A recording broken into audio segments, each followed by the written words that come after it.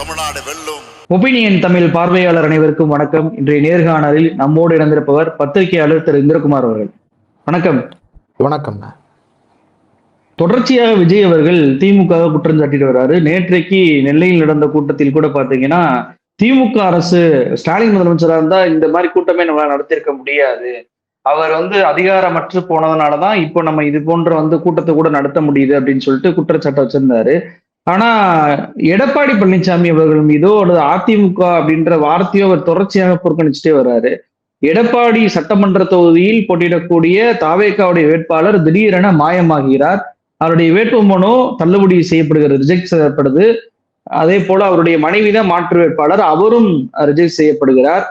கீழே இருக்கக்கூடிய தொண்டர்கள் அதிமுகவோடு மோதக்கூடிய அந்த வீடியோ காட்சியெல்லாம் நம்ம பார்க்கிறோம்.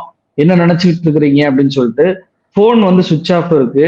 எடப்பாடி பழனிசாமி தான் பணம் கொடுத்து வேட்பாளரை தலைமறைவு ஆக்கி விட்டார் அப்படின்ற பார்வைக்கப்படுது. அந்த வேட்பாளரும் கூட இதற்கு முன்பு அதிமுகல இருந்தவர், எடப்பாடி ஆதரவாளர் அப்படின்ற விஷயமெல்லாம் இப்ப தற்போது வெளியாகுது. ஆனா இது குறித்து விஜய் அவர்கள் எந்த ஒரு விஷயம் பேசவே இல்லை. இந்த தேர்தலுக்கு முன்னாடியே ஒரு வேட்பாளர், அதுவும் எடப்பாடி பழனிசாமியுடைய அந்த தொகுதியில் போயிருப்பதை எப்படி பார்க்கிறீங்க? இத வாயை திறக்கல, திறந்தாலும் என்ன சொல்லுவாரு, திமுகவின் சதிம்பாரு. உன் வேட்பாளர் தலைமறைவானதுக்கு திமுக காரணமா? சரி, வேட்பாளர் தலைமறைவாயிட்டான், வேட்பாளருடைய மாற்று வேட்பாளர் எங்க போய் தலைமறைவானா? சிடிஆர் நிர்மல்குமார் ரொம்ப தெளிவா சொல்றாரு, வேட்பாளர் இருக்க வேண்டும் என்று அவசியம் இல்லை, ஆனா வேட்பாளருக்காக வேலை பார்க்கின்ற பூத் ஏஜென்ட்டுகள் இருந்தால் போதும், தேர்தல் பொறுப்பாளர்கள் இருந்தால் போதும், அவர்கள் எல்லோரும் இருக்கிறார்கள், வேட்பாளர் வெளியே பிரச்சாரத்திற்கு போயிருப்பார் அப்படின்னு சொல்லிட்டு ஒரு காரணத்தை சொல்லுகிறார். உண்மையிலேயே நல்ல காரணம். அப்படி இருந்தும் அந்த வேட்புமனு எப்படி நிராகரிக்கப்பட்டது அப்படின்னா, அப்ப வேட்புமனுவில் கோளாறு இருக்கு, அதை திருத்துறதுக்கு வேட்பாளரை தேடுனா வேட்பாளர் அப்ஸ்காண்டு. அப்ப வேட்பாளர் அப்ஸ்காண்டுன்றதுனால இல்ல, வேட்புமனு போடும் போதே நிராகரிக்கத்தக்க வகையில் அந்த வேட்புமனுவை தாக்கல் செய்ததால் தான் அந்த வேட்புமனு, 2 பேருடைய வேட்புமனுவும் நிராகரிக்கப்பட்டிருக்கு. ஆனா சிடிஆர் நிர்மல்குமார் ஏற்றுக்கொள்ளப்பட்டது அப்படின்னு சொல்லிட்டு பொய் சொல்லுகிறார். இந்த பொய்யைத்தான் நாம விமர்சிக்கிறோம். விஜய் தொடர்ச்சியா பேசக்கூடிய அந்த பேச்சுக்கள் எல்லாத்தையும் எடுத்து பார்த்தா, நீங்க சொன்னது போல எடப்பாடி பழனிசாமி அவர் பேர் சொல்றது கிடையாது, அதிமுக அப்படின்ற அந்த பெயரை அவர் முறையாக பயன்படுத்துவது கிடையாது. மாறாக திமுக அப்புறம் அவ்வப்போது ரொம்ப கடுமையா நம்ம விமர்சிச்சதற்கு பிறகு 1-2 இடத்துல, மொத்தமாவே 2 இடத்துல தான் பாஜக அப்படின்ற பெயரை அவர் பயன்படுத்தி பேசி இருக்கிறார். ஆனாலும் கூட அவருக்கு கோபம் ஸ்டாலின் மேலதான். எல்லாத்தையும் இழந்துட்டு வந்திருக்கேன், எதை நீ இழந்தாய் அதை நாம் திருப்பி தருவதற்கு அப்படின்ற வரியை திருப்பி கேட்க வேண்டியதா இருக்கு. எதை இழந்தாய் அதை சொல்லுங்க. நீ இழந்தது எதை? உன்னுடைய பணத்தை இழந்தாயா? உன்னுடைய பொருளை இழந்தாயா? உன்னுடைய புகழை இழந்தாயா? எதை நீ இழந்தாய்? திரைப்படம் தடுத்து நிறுத்தப்பட்டது. திரைப்படம் தடுத்து நிறுத்தப்பட்டதற்கு காரணம் சென்சார் போர்டு. சென்சார் போர்டுக்கு நீங்க முறையாக பதில் சொல்லாத காரணத்தால் அந்த படம் நெருக்கடிக்கு ஆளாகிறது. நீங்களே அந்த சென்சார் போர்டுக்கு அப்பீல் போயிருந்தீங்கன்னா 10வது நாள் படம் ரிலீஸ் ஆயிருக்கும். ஆனா அதை நீதிமன்றத்துக்கு கொண்டு போய், நீதிமன்றத்திற்கு போனால் இது சென்சார் போர்டுக்கு மான பிரச்சனையா மாறி இந்த படம் ரிலீஸ் ஆகாத நெருக்கடி உருவாகுன்றது நல்லா தெரிஞ்சு வேணும்னே இவங்க நீதிமன்ற படியேறி அந்த படத்தை தடுத்து நிறுத்திவிட்டு, யாரு தடுத்தாங்கன்னு உங்களுக்கே தெரியும், எங்களுக்கு தெரியாதுடா, யாருன்னு சொல்லு. அவர் வழியை தாங்கி கொண்டு வந்தேன் அப்படின்றதுக்கு நேற்று இன்னொரு விஷயத்தையும் சொல்லியிருக்கிறாரு. என்னன்னா, என்னை சுற்றி இருப்பவர்களை வைத்துக் கொண்டே சரியாக தேர்தல் நேரத்தில் என்ன அவதூறு பரப்புவதற்காகவே அழைத்து வருகிறார்கள் அப்படின்னு சொல்லி ஒரு வார்த்தையை பயன்படுத்திருக்கிறார். சுத்தி இருக்கிறவங்கன்னா யாரு? நீ யாரோ ஒரு நடிகையோடு காமன் ட்ரெஸ் போட்டு வெளியே ஒரு நிகழ்ச்சிக்கு போய் கலந்துக்கிட்டீங்கன்னா, ஸ்டாலின் ட்ரெஸ் எடுத்து கொடுத்தாரா? 2 பேருக்கும் ஜோடியா ட்ரெஸ் எடுத்து கொடுத்தாரா? நீங்க போய் பேசுங்க, அப்பத்தான் அது சர்ச்சை ஆகும் அப்படின்னு ஸ்டாலின் ட்ரெஸ் எடுத்து கொடுத்தாரா? இல்ல ரெட் ஜெயண்ட் கம்பெனி ட்ரெஸ் எடுத்து கொடுத்ததா? இத தாண்டி அவர் வேற ஒண்ணு சொல்றாரு அப்படின்னா, டிவோர்ஸ் கேஸ திமுக போட வச்சதா? டிவோர்ஸ் கேஸ திமுக போட வச்சது அப்படின்னா, அப்போ உன் மகனை கூட்டிட்டு நில்லு, உன் மனைவியை கூட்டிட்டு நில்லு, உன் மகளை கூட்டிட்டு நில்லு, உங்க அப்பாவை கூட்டிட்டு நில்லு, சாட்சி சொல்லவை, எங்களை திமுக இப்படி செய்தது அப்படின்னு சாட்சி சொல்லவை. காசு கொடுத்து விலைக்கு வாங்கிட்டாங்க. நீ தான் சொல்ற உங்க காசெல்லாம் எனக்கு தேவையில்லை, என்கிட்டயே நிறைய இருக்கு அப்படின்னு நீ சொல்றேல. உங்ககிட்ட அவ்வளவு காசு இருக்கும்போது ஏன் அவங்க உன்னை விட்டு போகணும்? அப்ப காசு வச்சிருக்கிறது பிரச்சனை இல்லை சார், நீ நல்ல மனுஷனா இருக்கியான்றதுதான் பிரச்சனை. நீ நல்ல மனுஷனா இல்ல, அவங்க விட்டுட்டு போயிட்டாங்க. ஆனா அதுக்கு திமுக சதின்னு சொல்றத இப்ப இது வந்து எதற்காக இவர் பேசுகிறார் அப்படின்னா, இது வந்து மீண்டும் ஒரு திமுக வெறுப்பை உருவாக்க வேண்டும். இது வந்து நம்ம தமிழ்நாட்டு அரசியல் வரலாற்றையே நம்ம புரட்டி பார்க்க வேண்டிய தேவை இருக்கு. 1972 எம்ஜிஆர் கட்சி ஆரம்பிக்கும் பொழுது எம்ஜிஆருக்கு என்ன நோக்கம் இருந்தது? அவர் சொன்ன காரணங்கள் எல்லாமே பொய். கணக்கு கேட்டேன்னு சொல்லி சொன்னதாக ஒரு தகவலை பரப்புனாங்க. கணக்கு கேட்கறதுக்கு நீங்க யாரு? பொருளாளர். ஏங்க பொருளாளர் கையெழுத்து இல்லாம எப்படிங்க கஜானாவில இருந்து கணக்கு காசு வெளியே போகும்? இல்ல.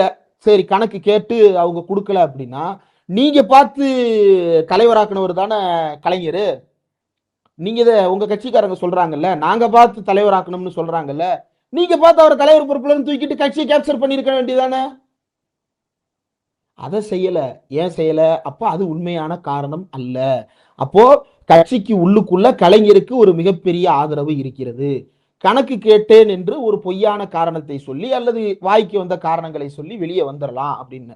அப்படி வெளியே வந்ததற்கு பிறகு அவர் ஒரு விஷயத்தை கட்டமைக்கிறார். என்ன அப்படின்னா, திமுக வெறுப்பு, அதை தாண்டி கலைஞர் மீதான வெறுப்பு, கலைஞர் மீதான வக்ரம், வன்மம் அப்படின்ற விஷயங்களை வந்து கடந்த காலத்துல வந்து அதிமுகவினர் கட்டமைக்கிறாங்க. அந்த அப்படி கட்டமைக்கப்பட்ட காலத்துல கூட எம்ஜிஆர் கலைஞரை பற்றி நாகரீகமா தான் பேசிக் கொண்டிருந்தார். எடப்பாடி பழனிசாமி போல அருவருப்பான வார்த்தைகளை பேசல. ஆனா இயல்பிலேயே மக்களுக்கு ஒரு முற்போக்காளர்களை பார்த்து வருகின்ற ஒரு வெறுப்பு அல்லது சுயமரியாதைக்காரர்களை பார்த்து வருகின்ற ஒரு சிறிய பதற்றம். இது இவங்க வந்து சுயமரியாதைக்காரங்க, நம்ம நம்மளுடைய பழக்க வழக்கத்துல யாரும் கை வைக்க போறது கிடையாது. பெரியார் வந்து எவனும் வந்து இந்த மாதிரி சாதாரணமா நீங்க பண்ற மாதிரி திருமணம் பண்ணாதீங்கன்னு சொன்னாரா? ஏன்பா பாப்பானை வைக்கிறேன்னு கேள்வி கேட்டாரு. அவ்வளவுதான் கேட்டாரே தவிர பாப்பானை வச்சா அந்த கல்யாணத்தை தடுத்து நிறுத்துவேன்னு யாராவது போனாங்களா? அதெல்லாம் ஒன்றும் பண்ணல. அப்போ மக்களுக்கு ஒரு இல்லாத ஒரு பயத்தை இங்க இருக்கக்கூடிய லோக்கல் இருக்கக்கூடிய சனாதனவாதிகள் தொடர்ந்து புகுத்தி புகுத்தி கலைஞர் வெறுப்பையே மையப்படுத்தி ஒரு கட்சி உருவாக்கப்பட்டது. இப்ப கலைஞருடைய மரணத்திற்கு பிறகு கலைஞர் வெறுப்பால் உருவாக்கப்பட்ட அந்த கட்சி கலகலத்து போய்விட்டது. ஸ்டாலின் வெறுப்பை வந்து அவர்கள் வந்து இன்னும் பழகல. அப்ப ஸ்டாலின் வெறுப்பை வந்து உருவாக்குவதற்கு, உற்பத்தி செய்வதற்கு எடப்பாடி பழனிசாமியிடம் ஒரு கரிஸ்மாவோ அல்லது வந்து ஒரு தாட்டியமோ இருக்குதா அப்படின்னா அது இல்லை அவருக்கு. அதனாலதான் திரும்ப திரும்ப செத்து போன கலைஞரை தோண்டி எடுத்து நிறுத்தி தன்னுடைய கட்சியை உயிர்ப்பிக்க அவர் முயற்சி செய்து கொண்டே இருக்கிறார். அதிமுகவை உயிர்ப்பிக்க கலைஞரை உயிர்ப்பிக்க வேண்டி இருக்கிறது. அப்ப கலைஞரை உயிர்ப்பித்தால் தான் அதிமுக உயிர் பெறும். அது வாய்ப்பே இல்லைன்ற பட்சத்துல ஸ்டாலினை வந்து செத்துப்போ செத்துப்போ செத்துப்போ அப்படின்னு சொல்லிட்டு வாய்க்கு வந்ததை பேசி கொண்டிருக்கிறார். அதே விஷயத்த இன்றைக்கு நவீன இளைஞர்களுக்கு அல்லது புதியுக இளைஞர்களுக்கு இதை கொண்டு போய் சேர்ப்பதற்காக இன்னொரு நடிகர் வந்திருக்கிறார். அவர் தான் வந்து விஜய்.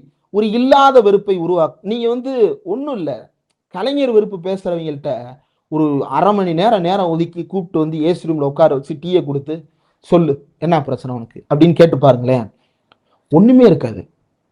அவர் ஊழல் பண்ணிட்டாரு, என்ன பண்ணாரு சொல்லு, இல்ல நிறைய பண்ணிட்டாரு, இல்ல என்னப்பா பண்ணாரு சொல்லு, இல்ல நிறைய கேஸ் போட்டாங்களா, ஆமா, அதுக்கப்புறம் வந்து வழக்குல ஏதாவது தீர்ப்பு கொடுத்தாங்களா, இல்ல, ஜெயலலிதாக்கு என்ன நடந்துச்சு, தீர்ப்பு கொடுத்தாங்க, அதுக்கப்புறம் வந்துட்டாங்கல்ல, சரி அப்புறம் ஏன் கலைஞர் இருக்கிற அவரு தான் வந்துட்டார்ல, இல்ல அப்படி கிடையாது, பதிலே இருக்காது அவங்கள்ட்ட, அப்படி மழுப்பிக்கிட்டே இருப்பாங்க. கிட்டத்தட்ட அது மாதிரியான ஒரு டெண்டன்சியில தான் இந்த புதிய வாக்காளர்களை வந்து திசை திருப்புகின்ற உத்தியாக நடிகர் விஜய் வந்து இறங்கி இருக்கிறார். நீங்க அந்த வாக்காளர்கள்ட்ட நான் கேட்கிறேன், நீ வந்து இப்போ ஒரு ஐடி கம்பெனில ஒர்க் பண்ற, அந்த ஐடி கம்பெனி இருக்கின்ற இடம் வந்து என்னன்றத கொஞ்சம் சுத்தி பாரு. எல்காட்டுன்னு ஒரு இடத்துல உட்காந்துருக்க, சிப்காட்டுன்னு ஒரு இடத்துல உட்காந்துருக்க, சிட்கோன்னு ஒரு இடத்துல உட்காந்துருக்க, அல்லது ஸ்பெஷல் எக்கனாமிக் ஜோன் ஒரு இடத்துல உட்காந்துருக்க, அல்லது ராஜீவ்காந்தி ஐடி காரிடார்ன்ற ஒரு இடத்துல உட்காந்துருக்க, ஏதோ ஒரு இடத்துல உட்காந்துருக்க. இந்த இடத்த இந்த கட்டமைப்பை உருவாக்கி இந்த கம்பெனியை உள்ள கொண்டு வந்தது யாருன்னு கொஞ்சம் நிதானமா யோசிச்சு பார்த்தா கலைஞர் தான் கொண்டு வந்தார். கரெக்ட். அப்ப வெளியே வந்த உடனே பஸ்ல ஏறி போறா, அந்த பஸ்ஸை நேஷனலைஸ் பண்ணது யாரு? கலைஞர் தான் செஞ்சாரு. இன்ஜினியரிங் காலேஜ்ல நம்ம கவுன்சிலிங் அடிப்படையில போனோம், அதை யாரு கொண்டு வந்தா? கலைஞர் தான் கொண்டு வந்தாரு. அப்ப எல்லாவற்றுக்கும் நீ கடந்து வந்த எல்லா கால்தடத்தின் அடியிலும் கலைஞர் வந்து கீழே கார்பட்டா நின்றுட்டு இருக்கிறாரு.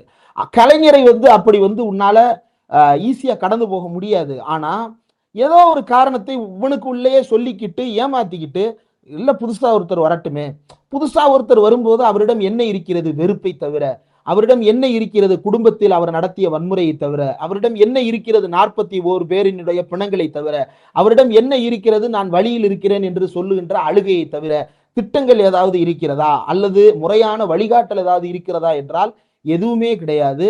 இளைஞர்கள் யாரா இருந்தாலும் கொஞ்சம் நிதானமா யோசிச்சு பார்த்தா நாம ஏன் ஒருத்தர் மேல வெறுப்ப கக்குறோம்? நீங்க முதலமைச்சர் ஸ்டாலினுடைய பிரச்சாரத்தை பாருங்க, அரசியல் ரீதியாக கோபமாக பேசுகிறார். அரசியல் ரீதியாக காட்டமாக விமர்சிக்கிறார். உதயநிதி ஸ்டாலின் அரசியல் ரீதியாக தீர்க்கமா பேசுறாரு. காங்கிரஸ் எடுத்துங்க, விசிக எடுத்துங்க. ஆனா அந்த கூட்டம் முடிஞ்ச போது உங்களுக்கு வந்து பயம் இருக்காது, ஒரு நம்பிக்கை இருக்கும்.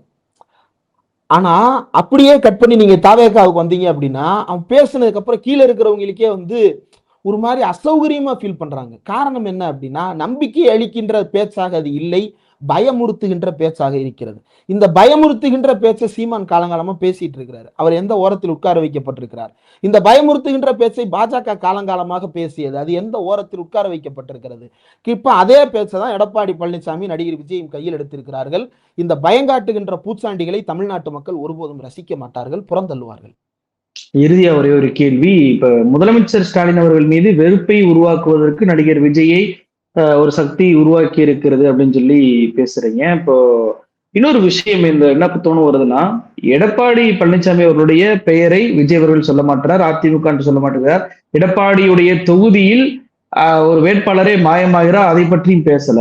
இன்னொரு பக்கம் எடப்பாடி பழனிசாமி விஜயுடைய பெரம்பூர் தொகுதியில எந்த ஒரு செல்வாக்குமே இல்லாத பாமகவை போய் நிறுத்துகிறார். அவர் வெற்றி பெற வேண்டும் என்பதற்காக தான் எந்த செல்வாக்கும் இல்லாத, அதுவும் அதிகமாக ஒடுக்கப்பட்ட மக்கள் வாழக்கூடிய பகுதியில வன்னியர்களே இல்லாத ஒரு இடத்துல வந்துட்டு பாமகவை தேர்வு செய்து நிப்பாட்டுவது என்பது விஜய்க்கு சாதகமான ஒரு போக்கு அப்படின்னு சொல்லி விமர்சிக்கப்படுகிறது. இருவருமே ஒரு சமரசத்தோடு இயங்குவதை போல அது தெரியலையா? ஆமா, அதை வந்து அதவாலேவினுடைய பேச்சுல நீங்க புரிஞ்சுக்கலாம். ராமதாஸ் அதவாலே வந்து பேசியிருந்தார்.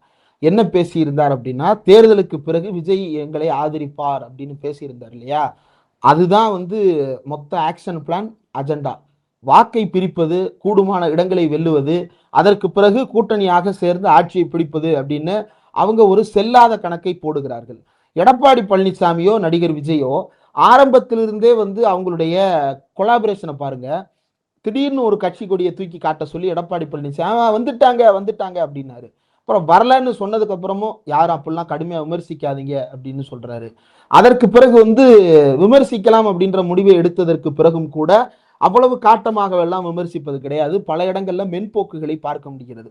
அப்ப இவர்களுக்குள்ள ஒரு உடன்படிக்கை இருக்கிறது. அந்த உடன்படிக்கையின் அடிப்படையில தான் இவங்க வந்து திருப்பரங்குன்றம் சிடிஆர் நிர்மல்குமார் ஏடிஎம்கேல இருந்தவரை தாவேக்காவுக்கு அனுப்பி தாவேக்கா மூலமா அவர் வந்து திருப்பரங்குன்றத்துல நிக்க வைக்கப்படுறார். ஏன் சிடிஆர் நிர்மல்குமார் திருப்பரங்குன்றத்துல நிறுத்தி வைக்கப்படுகிறார்? அவர் வந்து உசிலம்பட்டிக்காரன்னு தானே சொன்னாங்க. ஒன்னும் உசிலம்பட்டியில நின்று இருக்கணும், இல்ல திருமங்கலத்துல நின்று இருக்கணும், இல்லைன்னா அங்கிட்டு சோழவந்தான் நினைக்க முடியாது, தனி தொகுதி, அல்லது வந்து உசிலம்பட்டியை சுத்தி இருக்கக்கூடிய ஏதோ ஒரு தொகுதியில நின்று இருக்கணும். ஏன் வந்து சம்பந்தம் இல்லாம திருப்பரங்குன்றத்துக்கு வர்றாருன்னா, அப்ப இதற்கு பின்னாடி ஒரு பாசிச அஜெண்டா இருக்கிறது. அதே போல தாவேக்காவில் நிறுத்தப்பட்ட வேட்பாளர்களுமே பல பேர் அதிமுகவிலிருந்து விலகி வந்து தாவேக்காவில் சேர்ந்தவர்கள், பாஜகவில் இருந்து விலகி வந்து தாவேக்காவில் சேர்ந்தவர்கள். அவினாசி தொகுதியை கூட நீங்க எடுத்துட்டீங்கன்னா, தனபாலுடைய மகனை அவினாசி தொகுதியில நிப்பாட்டலாம். ஆனா அங்க ஒரு வேட்புமனுவே தாக்கல் பண்ணுவதற்கு வேட்புமனை மறந்துட்டு வரக்கூடிய ஒரு வேட்பாளரை டம்மி வேட்பாளர் நிப்பாட்டி எல்முருகனுக்கு ஆதரவாக விஜய் அவர்கள் வேட்பாளர் நிறுத்துவதை பார்க்க முடியும். கரெக்ட், எல்முருகனுக்கு ஆதரவு. அப்போ இப்படி எல்லா இடங்கள்லையுமே இந்த வேட்பாளரை நீங்க இன்னும் நுட்பமா எடுத்தீங்க அப்படின்னா எல்லா தொகுதிகள்லையுமே இது மாதிரியான செட்டிங்கை நீங்க பார்க்க முடியும். ஒன்று பாஜகவில் இருக்கக்கூடிய ஸ்ட்ராங் கேண்டிடேட் ஜெயிக்கிற வகையிலையோ அல்லது அதிமுக கேண்டிடேட் ஜெயிக்கிற வகையிலையோ தாவேக்கா வீக்கான கேண்டிடேட்டை பொசிஷன் பண்ணியிருப்பாங்க. இன்னொரு பக்கம் தாவேக்காவினுடைய முன்னாள் அதிமுக முன்னாள் பாஜக கேண்டிடேட்ஸ் ஜெயிக்கிற வகையில பாஜகவும் அதிமுகவும் வீக்கான கேண்டிடேட்ஸை பிளேஸ் பண்ணியிருப்பாங்க. அப்போ இந்த மைக்ரோ பாலிடிக்ஸின் மூலமாக மக்களை ஏமாற்றலாம் அப்படின்னு இவர்கள் நேற்று வந்து நெல்லையில பேசுறாரு. நான் நிப்பாட்டி இருக்கக்கூடிய வேட்பாளர்லாம் வந்து உங்க வீட்டு பிள்ளைங்க, எங்க வீட்டு பிள்ளை கஞ்சா கடத்தி 10 நாள்ல ஜாமீன்ல வராது, எங்க வீட்டு பிள்ளை யார் வீட்டிலையும் போய் பெண்களை கட்டையை கொண்டு அடிக்க போகாது, எங்க வீட்டு பிள்ளை எங்கேயும் உட்காந்து அசிங்கமா வார்த்தை பேசிக்கிட்டு உட்கார்ந்து இருக்காது. ஆனா இதெல்லாம் வேட்பாளர் பேசுறான். ஒருத்தன் சாதி வெறியனா இருக்கிறான், ஒருத்தன் பெண்களை பார்த்தாலே ஆபாசமாக பேசக்கூடியவனா இருக்கிறான், இன்னொருத்தன் வீடு பூந்துக்கு அட்டாக் பண்றவனா இருக்கிறான், இன்னொருத்தன் வந்து கஞ்சா கேஸ்ல இருந்து 10 நாளைக்கு முன்னாடி ஜாமீன்ல வந்தவனா இருக்கிறான், இன்னொருத்தன் வந்து ஏடிஎம்கேல இருந்து ரெசிக்னேஷன் லெட்டரே கொடுக்காம வெளியே வந்தவனா இருக்கிறான், இன்னொருத்தன் வந்து நான் தான் மாமன்னன் அப்படின்னு கிளைம் பண்ணிட்டு இருக்கிறான். அப்போ இப்படி வந்து சுத்தி உட்கார்ந்து ஒரு பெரிய செட்டிங் அவங்க பிளேஸ் பண்ணியிருக்கிறாங்க. அதிமுக அப்படின்றது 2-3 கேங்கா நிக்குது. இந்த கேங்குகளுக்கு மத்தியில நடக்கக்கூடியது கேங் வாரெல்லாம் கிடையாது. நான் இந்த இதை எடுத்துக்கிறேன், நீ இந்த ராயலசீமா உனக்கு, அந்த சாமா உனக்கு அப்படின்னு சொல்லிட்டு இவங்களுக்குள்ள வந்து ஒரு டீலிங் பேசி பிரிச்சுக்கிறாங்க. அந்த டீலிங் பேசி பிரிக்கிறது தான் வந்து ஏடிஎம்கேவுக்கும் தாவேக்காவுக்கும் இடையில் நடந்திருப்பது. இது வந்து எலெக்ஷன் ரிசல்ட்ல அவங்க நினைக்கிறது போல வரவே வராது. அவர்கள் நினைப்பது எல்லாமே ஒரு மிகப்பெரிய மண்ணுக்குள்ள வந்து மூடப்பட்ட பெட்டியாக கடைசி வரை யாராலும் திறக்க முடியாத ஒன்றாகத்தான் மாறப்போகிறது. திமுகவினுடைய கூட்டணி என்பது பெரும் பலத்தோடு, அது வெறுமனே வந்து சாதனைகள் அல்லது நாம ஆதரிக்கின்ற ஒரு கொள்கையை வைத்திருக்கிறார்கள் அப்படின்றதையெல்லாம் தாண்டி களத்துல இறங்கி வீடு வீடா போய் டோர் டு டோர் போய் வேலை பார்க்கறது அவங்க மட்டும்தான் வேலை பார்க்குறாங்க. நடிகர் விஜய் அவருடைய தொகுதியில் கூட டோர் டு டோர் கேம்பெயின் போக மாட்டாரு. ஆனா முதலமைச்சர் ஸ்டாலின் வந்து தெரு தெருவா இறங்கி டீ கடையா இறங்கி பிரச்சாரத்துக்கு போகிறார். டீ கடையில டீ குடிச்சா போதுமா அப்படின்னு எடப்பாடி பழனிசாமி கேட்கிறாருல, நீங்க இது மாதிரி இறங்கி போங்க, நடந்து போங்க, சுத்தி பாருங்க, மக்களோட மக்களா நின்று பேசுங்க. பஸ்ல நிப்பாட்டி பஸ்ஸுக்கு போய்கிட்டு இருக்கு, பஸ் ஸ்டாப்ல நிக்கிற பஸ்ல மேல இருக்கிற பெண்கள்கிட்ட வந்து போடுங்கம்மா ஓட்டு உதயசூரியனை பார்த்துன்னு முதலமைச்சர் ஸ்டாலின் ஓட்டு கேட்கிறாருல, அந்த மாதிரி நீங்க இறங்கி நடங்க சார். ஏன் நடக்கிறதுக்கு உங்களுக்கு இவ்வளவு நெருக்கடி? எல்லாத்தையும் தாண்டி எனக்கு என்ன புரியலன்னா, தாவேக்காவில் வந்து இப்படி இந்த ரெண்டு கட்சியிலையும் பயணித்து கொண்டிருந்த ஒரு முக்கியமான நபரை தூக்கி கொண்டு போய் கட்சிக்குள்ள சேர்த்தாங்க. எங்க அண்ணன் நாஞ்சில் சம்பத்தை எதுக்கு சேர்த்தாங்கன்னே புரியல. இப்போ வரைக்கும் அவரை பயன்படுத்த பேச விடவும் மாட்டாங்க, பிரஸ் மீட் கொடுக்க விட மாட்டாங்க. ஒரே ஒரு கூட்டத்தில் அவர் பேசினாரு, அதுலயும் பாட்டில் தூக்கி வீசி மைக்க பிடிக்கிட்டார் ஆதவ அர்ஜுனா. எதுக்கு எங்க அண்ணன் நாஞ்சில் சம்பத்தை கட்சியில சேர்த்தாங்க வச்சிருக்கிறாங்கன்னு தெரியல. அப்ப என்னன்னா, வெளியவும் யாரும் பேசிடக்கூடாது, உள்ளேயும் யாரும் பேசிடக்கூடாது. நம்முடைய அஜெண்டா வந்து பிரிக்கிற அஜெண்டா. தூத்துக்குடியில இயேசுநாதர் படத்தை தூக்கிட்டு ரோட் ஷோ எதுக்கு? எந்த கட்சியாவது ஏங்க இந்து சாமிகள் படத்தை தூக்கிட்டு கூட யாருமே ஓட்டு கேட்டு போக மாட்டாங்க. பிரச்சார வேன்ல போகும்போது பாஜக அந்த வேலி யாத்திரைன்னு பண்ணிட்டு இருந்தாங்க. அதை தவிர வேற யாருமே வந்து சாமி படத்தை தூக்கிட்டு போய் ஓட்டு கேட்கறதெல்லாம் கிடையாது. அண்ணாவுடைய பேச்சுக்களை பார்த்தோம் அப்படின்னா, அந்த காலத்துல வந்து வெங்கடாசலபதி போட்டோவை தூக்கிட்டு ஒரு சிலர் வந்திருக்கிறாங்க. அதுக்கப்புறம் அவங்க வெங்கடாசலபதி இல்லை, அவங்க எந்த படத்தை தூக்கிட்டு வந்தாலும் ஓட்டு கிடைக்காதுன்ற நிலைமைக்கு தமிழ்நாடு அவங்கள தள்ளிடுச்சு. இன்னைக்கு இயேசுநாதர் படத்தை தூக்கிட்டு வர்றீங்க எதுக்கு? அப்போ வெளிப்படையாக சிறுபான்மை வாக்குகளை பிரிப்பதற்கு. சரி, அது வந்து நேற்று நெல்லையில வந்து ஒரு பட்டியல் வாசிக்கிறாரு, நீங்க அந்த பட்டியலை நல்லா பாருங்க. அதுல வந்து முத்துராமலிங்க தேவரில் தான் ஆரம்பிக்கிறாரு. நம்ம மதிக்கிறோம், பசும்பொன் முத்துராமலிங்க தேவர் அவர்களை நாமும் மதிக்கிறோம். நம்மளுக்கு வந்து தனிப்பட்ட வெறுப்பெல்லாம் ஒன்றும் கிடையாது. தந்தை பெரியாரில இருந்துல நீ ஆரம்பிச்சிருக்கணும், அண்ணல் அம்பேத்கர்ல இருந்துல ஆரம்பிச்சிருக்கணும், அஞ்சலை அம்மால இருந்துல நீ ஆரம்பிச்சிருக்கணும், வேல்நாச்சியார்ல இருந்துல நீ ஆரம்பிச்சிருக்கணும், கக்கன்ல இருந்துல நீ ஆரம்பிச்சிருக்கணும். எதனால முத்துராமலிங்க தேவர்ல இருந்து ஆரம்பிக்கிற? அவர் வாசித்த இந்த பட்டியல் அத்தனையுமே குறிப்பிட்ட அந்த தொகுதியில் இருக்கக்கூடிய சாதிகளுடைய முக்கியமான தலைவர்களாக கருதப்படுபவர்களுடைய பெயரை எல்லாம் அவர் வந்து பேசுறாரு. அப்போ அழகுமுத்துக்கோனை நாம வந்து ஒரு ஒரு போராளியாவோ ஒரு மன்னராவோ பார்க்கணும்னு நினைச்சோம் அப்படின்னா, அவர் வந்து ஐயையோ அவரை வந்து நீங்க கோனாரின் அடையாளமா மட்டும்தான் பார்க்கணும்னு அவர் சொல்ல வர்றாரு. முத்தரையரை நாம வந்து ஒரு மன்னரா பார்க்க நினைச்சோம் அப்படின்னா, இவர் வந்து இல்ல அந்த சாதியா மட்டும் பாருங்கன்னு நிறுத்துறாரு. முத்துராமலிங்க தேவரை வந்து இந்து இஸ்லாமியர்களுக்கு இடையில ஒரு ஒற்றுமை உணர்வை பேசிய ஒரு நபரா பார்க்கலாம்னு நினைக்கும் போதே அவர் வந்து இல்ல அவரை தேவமாரா மட்டும் பாருங்க அப்படின்னு சொல்றாரு. அப்போ ஒவ்வொரு சாதிக்கும் ஒரு அடையாளத்தை உற்பத்தி செய்து அந்த சாதிக்கு உள்ளேயே அந்த தலைவர்களை அடக்க பார்ப்பதுதான் இவர்களுடைய வேலை. இது பாஜகவினுடைய நீண்டகால அஜெண்டா. நேரடியா செய்யும் போது அம்பலப்பட்டுறோன்றதுனால இப்ப விஜயின் மூலமாக அந்த அஜெண்டாவை செய்து கொண்டிருக்கிறார்கள். மக்கள் வந்து உஷாரா இருக்கணும்.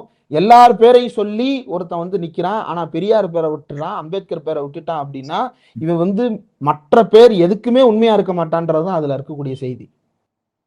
நிகழ்ச்சிகளை வந்து பல்வேறு தொலைநிலைமையிட்டு பெருமிட்டீங்க. ரொம்ப நன்றி.